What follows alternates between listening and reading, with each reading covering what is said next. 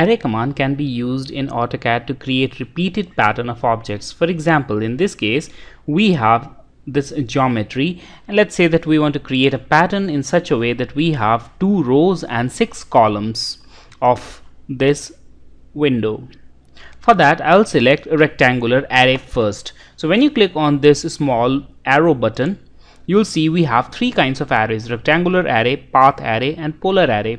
So let's start with rectangular array. Now when you select array command, you can see that this command line will prompt you to select objects. So right now we want to make an array out of this window, so select this window. So make a complete window to enclose it completely, and now press enter. So as soon as you do this, you'll see a temporary array appears on your screen with grips for making modifications. So right now you can make modifications using this grip. So when you click on this extreme arrow grip, it will replicate your array along its length. So when you drag it, you'll find that more windows will be created.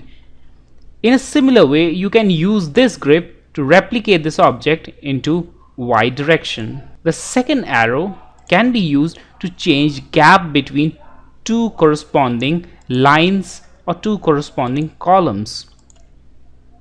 You can even reverse the direction of this array using these grips. So when you click on this extreme grip and bring it to the other side, it will reverse its direction. Similarly, you can reverse the direction along Y also using this grip.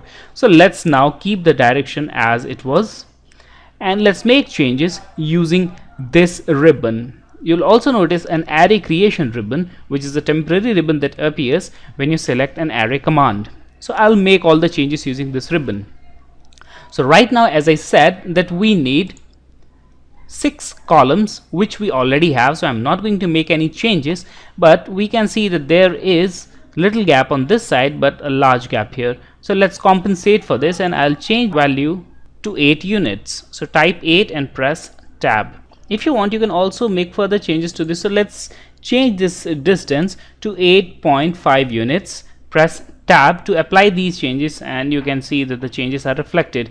You will directly see that if we change this value, this total gap between the initial and the end object will be added automatically. So, and when you change this value, let's change it to 40, you'll also observe that this value changes accordingly.